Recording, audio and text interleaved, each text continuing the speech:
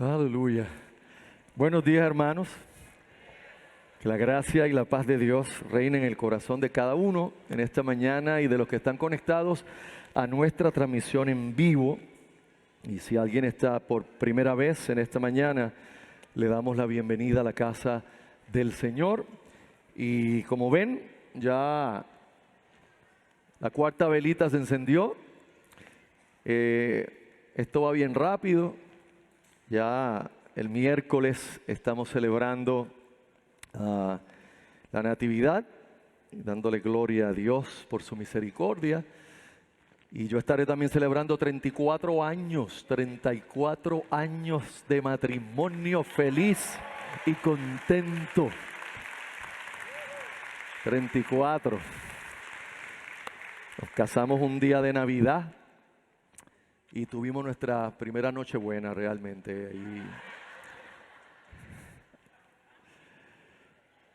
Aleluya.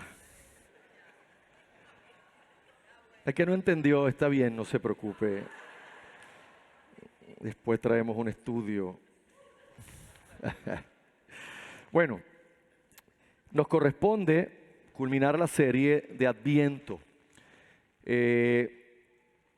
Hay iglesias reformadas que en esta época continúan con su serie normal y celebran la Navidad de otra forma, pero continúan con su serie. Hay otras que hemos entendido que vale el esfuerzo hacer un paréntesis. Y mientras más yo miro nuestra sociedad, mientras más veo la cultura en que nosotros estamos desarrollándonos y viviendo, más creo y más tengo la convicción de que es necesario hacer esto y que los creyentes mismos reflexionemos en lo que significa para nosotros esta época. Saliendo de debates teológicos acerca de fechas que no tienen realmente el sentido de lo que queremos, el issue no es debatir si ocurrió en diciembre el nacimiento de Jesús, o ocurrió en verano, o ocurrió en primavera. Unos dicen que los pastores estaban afuera, que no podía ser invierno. Bien, sabemos que en algún momento fue primavera, invierno, verano, otoño, en algún momento fue. Y sabemos que celebrarlo debe ser motivo de alegría para la iglesia, porque Cristo vino al mundo y es la personificación de la gracia de Dios. Recuerda, o sea, el haber venido al mundo es el sinónimo de que Dios vino a rescatarnos. Él mismo vino a rescatarnos por la simple razón de que usted y yo no podíamos salvarnos. Usted y yo no podíamos autorrescatarnos y Él tenía que venir. Dios encarnado. Dios tomó humanidad y esa humanidad que tomó, la tomó para siempre. No fue por un momento, no fue por 33 años, fue para siempre. Cristo está sentado en el trono de Dios, a la diestra del Padre, y está allí, 100% Dios, 100% hombre. Ese es el misterio glorioso que ninguna otra religión del mundo puede proclamar, sino solamente la verdad del cristianismo, que nuestro Dios nos amó tanto que nos vino a buscar. ¿Por qué? Porque no había otra manera de salvarnos. Si hubiese otra, Él lo hubiera hecho, pero no había otra, sino que Él mismo tenía que venir. Así que básicamente eso es la doctrina de la Navidad. Eso es con lo que queremos cerrar esta serie. Y si me acompaña y es tan amable, vamos a Primera de Juan, capítulo 1, primera carta del apóstol Juan. Recuerde que Juan escribió el Evangelio, escribió 3 cartas y escribió el Apocalipsis. Y en su primera carta, Primera de Juan, que es la más larga, en el capítulo 1, abriendo la carta, vamos a considerar los primeros 4 versos. Los primeros 4 versos. Dice: lo que era desde el principio, lo que hemos oído, lo que hemos visto con nuestros ojos, lo que hemos contemplado y palparon nuestras manos tocante al verbo de vida. Porque la vida fue manifestada y la hemos visto y testificamos y os anunciamos la vida eterna, la cual estaba con el Padre y se nos manifestó. Lo que hemos visto y oído, eso os anunciamos, para que también vosotros tengáis comunión con nosotros, y nuestra comunión verdaderamente es con el Padre y con su Hijo Jesucristo. Estas cosas os escribimos para que vuestro gozo sea cumplido. Oremos. Señor, tú eres nuestro refugio de generación en generación. Antes que naciesen los montes y tú establecieras los valles, tú eres Dios. Desde el siglo y hasta el siglo, tú eres Dios glorioso. Y nosotros juntos en tu casa te adoramos a través del cantar, del adorarte, de las devociones, de las oraciones, de la comunión entre nosotros los hermanos, y también al abrir tu palabra ahora para exponerla. Te suplicamos, Señor, que nos ayudes tanto a mí para poder predicar con claridad, y a cada oyente dándole un corazón sensible, un corazón sumiso a tu palabra, un corazón entendido de que tu palabra es la verdad y que tu palabra es lo que transforma nuestra vida, lo que renueva nuestra mente y que es la regla infalible para nuestros corazones. Te pedimos, Señor, que nos dejes ver con claridad, con simplicidad, sencillamente la doctrina de la Navidad, que podamos una vez más deleitarnos y reflexionar en que Navidad significa que la salvación es por pura gracia, que Navidad significa que la salvación es sin méritos. Oh Padre eterno, ayúdanos a nosotros a poder vivir esa verdad que conocemos y que escuchamos y que, Padre, la enseñamos continuamente, pero sabemos que luchamos con la práctica de esa verdad cuando en nuestra vida diaria somos asediados con la tentación de nosotros volver a tomar el control y tratar nosotros a través de nuestra ejecución de poder vivir y salvarnos agradándote a ti cuando no lo podemos hacer. Ayúdanos, Dios eterno, a salvarnos por gracia, a vivir por gracia, a ser santificados por gracia, a ser glorificados por gracia y a vivir contigo eternamente por la pura gracia tuya. Ilumínanos, por favor, y ayúdanos a poder vivir tu palabra. En Cristo Jesús, el Rey de Gloria. Amén y amén. Bueno, en una síntesis, hemos estado 3 sermones antes y el cuarto lo que queremos es recoger y traer qué realmente es la doctrina de Navidad, qué es lo que nos dice la doctrina de la Navidad, la encarnación, el nacimiento de Cristo. Y es simple, hermanos, y usted lo ha oído ya desde este púlpito, gracias a Dios y su misericordia, lo ha escuchado decenas y decenas, y me atrevería a decir que probablemente en los últimos años centenares de veces, y es que la salvación es por gracia.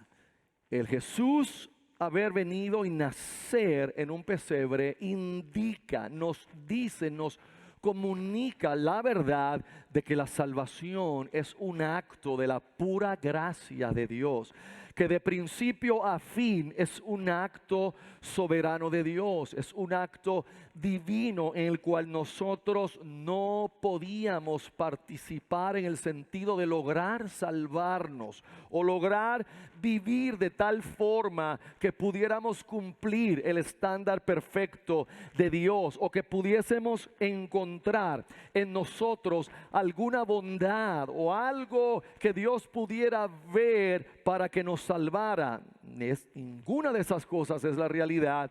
Y Navidad viene a hacer claro el error de aquellos que tratan de vivir y salvarse a través de sus buenas obras, sean no creyentes o tristemente sean creyentes que no entienden el Evangelio, o sean creyentes que en la teoría, en la teología, conocen de la doctrina de la gracia, pero en nuestra práctica no la vivimos. Venimos a la iglesia y oímos de la gracia y concordamos con que la doctrina es correcta y aceptamos que la doctrina es correcta, pero cuando salimos al mundo volvemos a tratar de nosotros tomar el control, volvemos a tratar de que nuestra ejecución impresione a Dios de alguna manera, de que mi forma de comportarme y de vivir que sea tan buena y tan buena y tan buena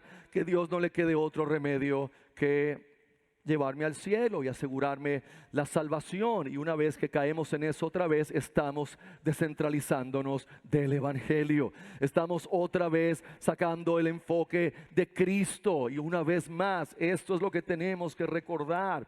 Y todos los días, probablemente al abrir los ojos, debemos recordarnos que en ese día yo no podré cumplir el estándar perfecto de Dios con mis obras o mis pensamientos o mis palabras o mis hechos, pero que gloria a Dios que Cristo vino y nació y vivió una vida perfecta en total cumplimiento de cada mandamiento de la ley de Dios, no solamente de los 10 del Decálogo, sino de toda la Torá, los 613 mandamientos de la ley divina y todo lo demás. Cristo lo cumplió por usted, lo cumplió por mí, y esa es la parte que hay que entender, hermanos. Él lo cumplió por mí, y al yo haber puesto mi fe que Dios mismo me dio en Cristo, entonces es como que yo lo cumplí. Dios ha puesto a mi cuenta que yo cumplí perfectamente su ley. Esta mañana usted puede creer eso, porque by the way, ese es el Evangelio.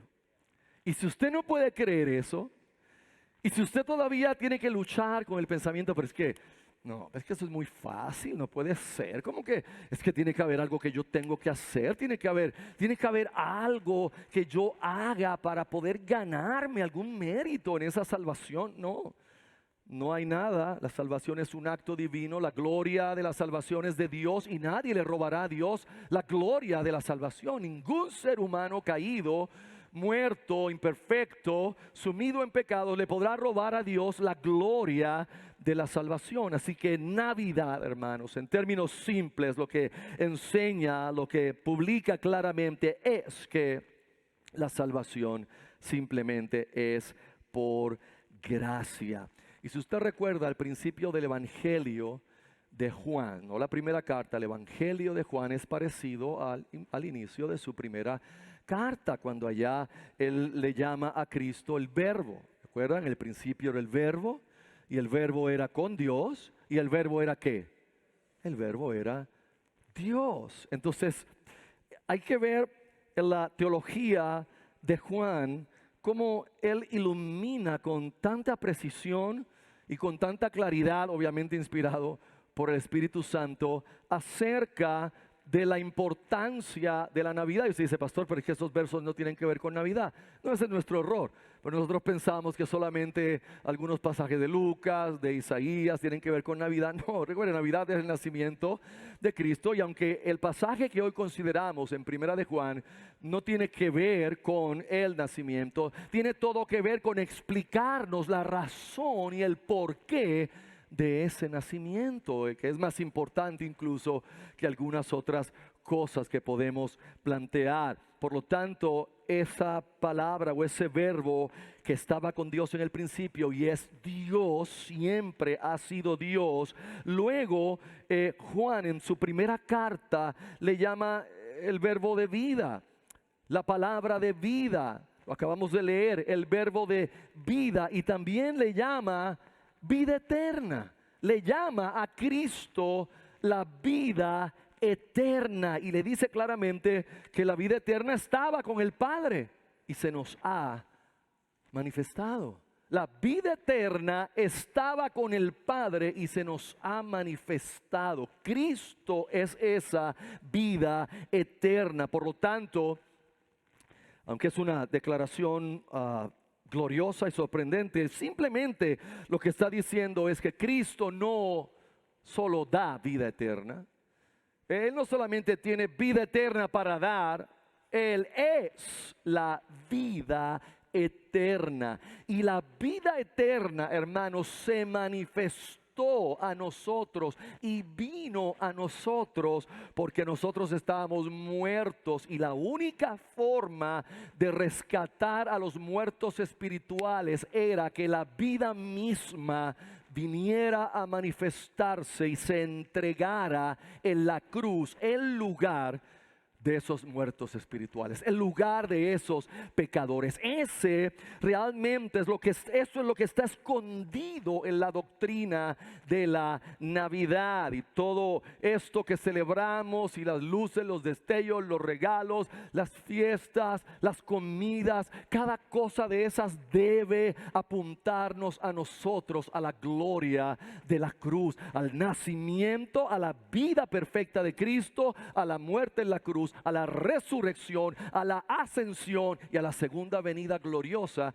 que estamos esperando. Entonces, por eso es que nosotros no pensamos que debemos hacer como alguna gente piensa y apartarnos de toda esta celebración, no celebrar nada, porque si hay orígenes de qué sé yo qué cosa, hermanos, todo lo que hacemos en esta época, el compartir con familia, el disfrutar de reuniones, de hermandad, de coinonía, de comunión, el degustar platos ricos, típicos, como el arroz con gandules y el lechón, el que come lechón.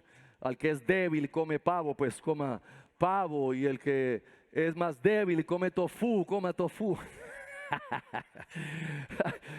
Pero un pernil de tofu es una cosa tremenda, hermano. El arroz con dulce, el tembleque, el coquito bautizado, el budín de pan, como decimos aquí en Puerto Rico, budín con B, el budín de pan y pasas, regalos, los regalos. ¿A usted no le gustan los regalos? A mí me gustan los regalos. Si quiere regáleme, a mí me gustan los regalos. Al que no le guste, dígalo, para que no le regale a nadie. Pero, porque todo eso apunta, todo eso debe hacerme reflexionar cada vez que me den un regalito, lo que sea. Wow, esto lo que apunta es al regalo más grande que yo he recibido. Y apunta más, porque quien me da el regalito encuentra algún mérito en mí, porque me ama, porque es familiar o es miembro de la iglesia. Pero el regalo que me dio Cristo no tiene que ver con méritos en mí, porque no había ninguno. No tiene que ver con mi ejecución, porque yo no podía tener ninguna ejecución que lo agradara a Él. Nuestras obras fuera de Cristo simplemente son trapos de inmundicia. Así que ese regalo es realmente la doctrina de Navidad. Es Cristo mismo, es Dios mismo, ese gran regalo que celebramos en Navidad, y que por eso hay que reflexionar y reflexionar. Porque yo le voy a decir la verdad, hoy estamos hablando todo esto y terminaremos en un rato, y usted y yo nos vamos a ir, y tan pronto salgamos a la vida allá afuera, seremos una vez más confrontados con si yo voy a vivir bajo la gracia de Dios o si voy otra vez a vivir dependiendo de mi ejecución para tratar de agradar a Dios. Mientras más usted y yo vivamos de esa manera, menos gozo habrá en nuestras vidas. Menos gozo habrá en nuestros corazones, menos paz habrá en nuestros corazones si vivimos nosotros tratando de agradar a Dios solo con nuestras obras y no considerando que yo tengo que descansar en el sacrificio perfecto de Cristo, hermanos. Y esto es sumamente importante. Hay personas que cuando hablamos de doctrina dicen, no, pero es que realmente la doctrina que debe ser predicada o enseñada no es tanto las polémicas doctrinales, es el vivir una vida correcta. Y si yo vivo una vida correcta, pues entonces agrado a Dios. Y si vivo una vida incorrecta, entonces no agrado a Dios. ¿Ha leído usted la parábola del que le llaman el hijo pródigo, hermano? Uno de ellos vivió muy mal. Llamamos el hijo pródigo. Vivió muy mal. Fue muy malo. Y se fue, gastó la herencia del papá, vivió perdidamente, la desperdició con rameras, con amigos, se quedó sin nada. El otro hermano se quedó en casa y fue bien bueno. Bien bueno. Obedeció al padre trabajando en el campo, no pidió nada para él, solamente trabajando. Cuando usted viene al final de la parábola, ambos hijos estaban perdidos. El hijo muy malo estaba perdido.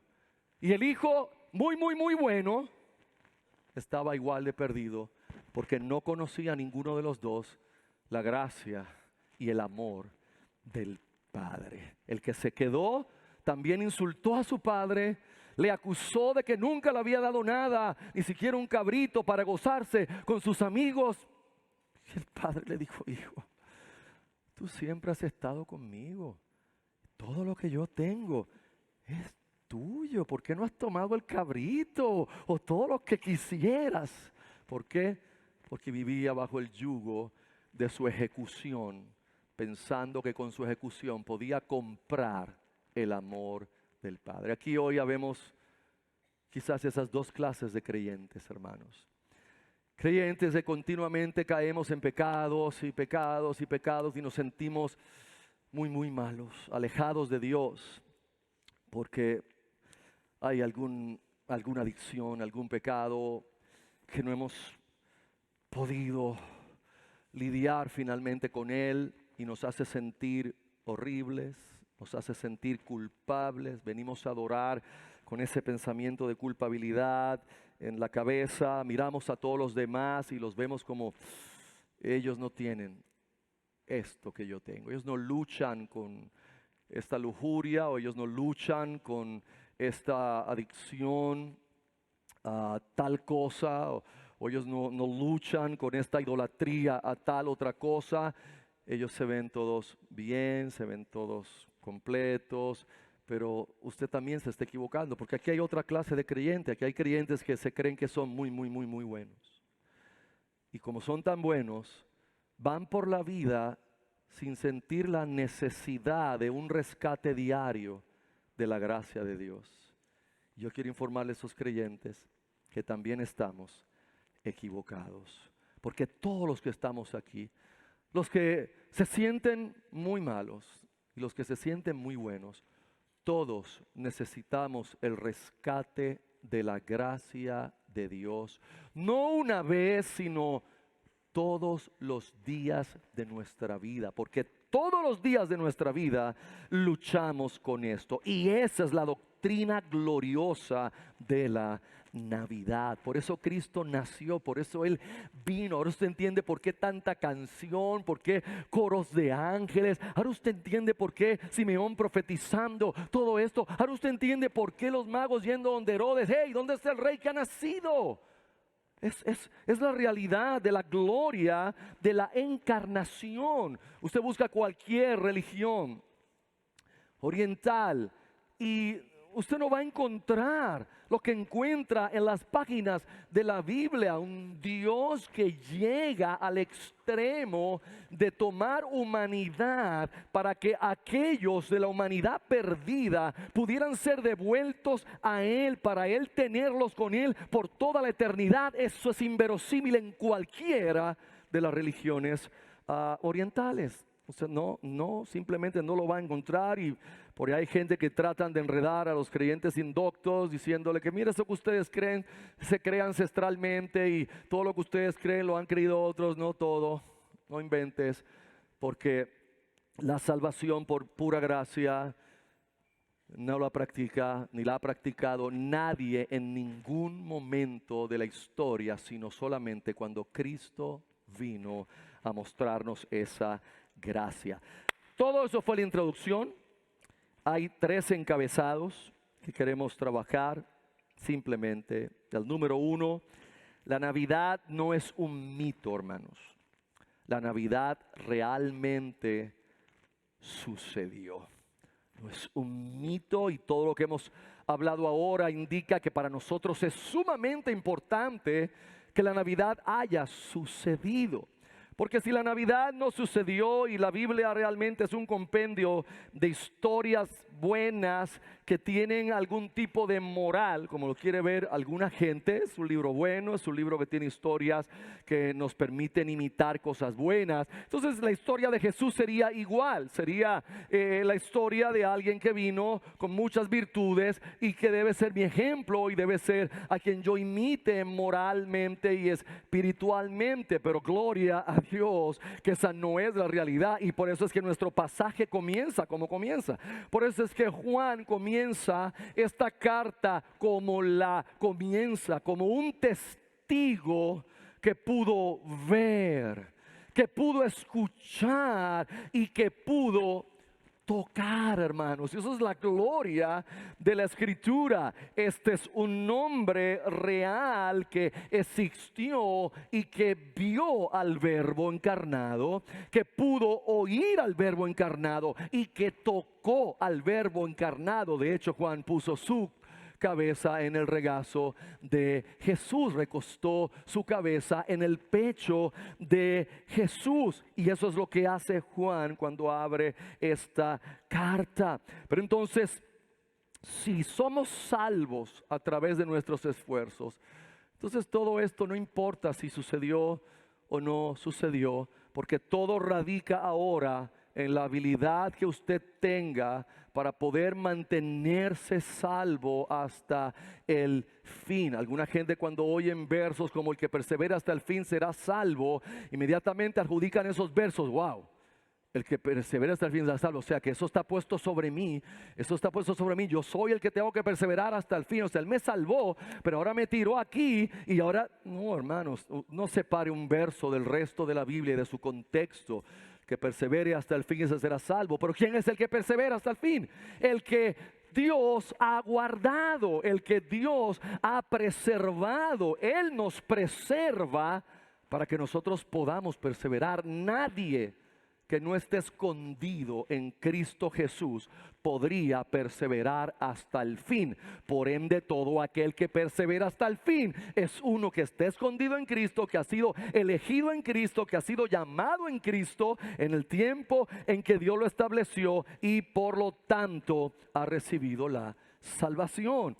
Entonces, es importante que afirmemos con este pasaje de hoy que estos fueron testigos, y que el lenguaje que está usando Juan en el pasaje, él no lo está trayendo solo por crear una retórica interesante, una retórica florida, una retórica llena de palabras hermosas. No, Juan está usando lo que sería lenguaje de jurisprudencia, de cortes de su época. Ese es el lenguaje en las cortes que se usaba para dictaminar las cosas que eran hechos y que eran realidad. El hecho de haber escuchado, haber visto y haber palpado, ese era el lenguaje de jurisprudencia, y por lo tanto eso es lo que está haciendo Juan. Juan nos está trayendo la realidad y está siendo bien enfático con esa realidad, porque si esta historia no fue verdad, nosotros estamos aquí solos en el mundo, a expensas de nuestros pecados y a expensas de la condenación eterna. Pero esta historia es real, y Juan lo está trayendo con sus palabras, lo que era desde el principio, lo que hemos oído, lo que hemos visto con nuestros ojos. Cuando uno ve con los ojos, Él está siendo enfático definitivamente, visto con nuestros ojos, lo que hemos contemplado y palparon nuestras manos tocante al verbo de vida, hermanos. Ese lenguaje es el que nos asegura y nos debe traer la clara convicción y una fe firme en nosotros para comprender que la Navidad no es simplemente una hermosa leyenda, que la Navidad no es simplemente una historia hermosa sacada de las páginas de un buen libro llamado la Biblia, sino que esta es la realidad de Dios que vino a rescatar a aquellos que no podían rescatarse a sí mismos, y llegó al grado de tomar humanidad, tomar carne. Y al tomar carne nos da nuestro segundo encabezado. Y es lo segundo que Juan nos dice en el pasaje. Porque al Cristo tomar carne, hermanos, eso nos da la oportunidad de que sea posible tener comunión con Dios. Y eso también separa al cristianismo de las religiones de afuera.